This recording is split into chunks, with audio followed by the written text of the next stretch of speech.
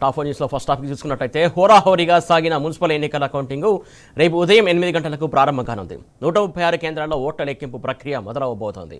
దీనికి సంబంధించి అధికారులు అన్ని ఏర్పాట్లు చేస్తున్నారు. రేపు మధ్యాహ్నానికల్లా ఫలితాలపై స్పష్టత రానుంది. ఇక రెండో టాపిక్ చూసుకున్నట్లయితే తెలంగాణలో కాంట్రిబ్యూటరీ పెన్షన్ స్కీమ్ ఉద్యోగుల పరిస్థితి అగమ్య గోచరంగా తయారైంది. జనవరి 2024 నుంచి ఇప్పటి వరకు 5 డిఏలు పెండింగ్లో ఉన్నాయని టీఎస్-సిపిఎస్ యూనియన్ తెలిపింది. డిఏ ఏరియాలను పెండింగ్లో పెట్టడం అత్యంత దారుణమని మండిపడింది. ఇక మూడో టాపిక్ చూసుకున్నట్లయితే కేంద్ర ప్రభుత్వ విధానాలకు వ్యతిరేకంగా దేశంలోని 10 ప్రధాన కార్మిక సంఘాలు దేశవ్యాప్త సమ్మెకు పిలుపునిచ్చాయి. ఈ సమ్మెలో సుమారు 30 కోట్ల మంది కార్మికులు పాల్గొన్నారు. మోడీ ప్రభుత్వం అనుసరిస్తున్నటువంటి కార్పొరేట్ అనుకూల విధానాలను నిరసిస్తూ కార్మిక సంఘాలు సమ్మెకు దిగాయి. ఇక నాలుగో టాపిక్ చూసుకున్న నారాయణఖేడ్ జుక్కల్ శివార్లో ఆశ్రమ పాఠశాల విద్యార్థులు రోడ్డెక్కారు. మెనూ ప్రకారం భోజనం పెట్టడం లేదని వాపోయారు.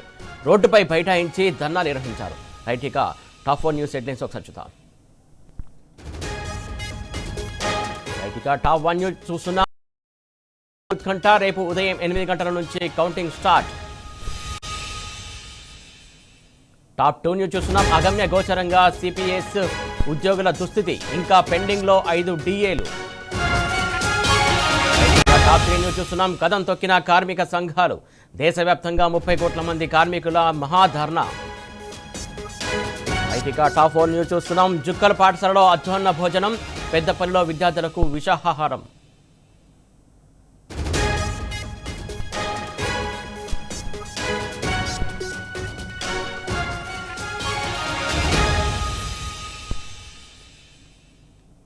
రైట్, ఇక టాప్ 1 న్యూస్ చూస్తున్నాం. మున్సిపల్ ఫలితాలపై ఉత్కంఠ, రేపు ఉదయం 8 గంటల నుంచి కౌంటింగ్ స్టార్ట్.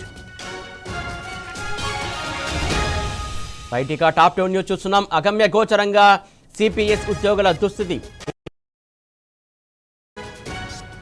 టాప్ 3 న్యూస్ చూస్తున్నాం. కదం తొక్కిన కార్మిక సంఘాలు, దేశవ్యాప్తంగా 30 కోట్ల మంది కార్మికుల మహాధర్నా.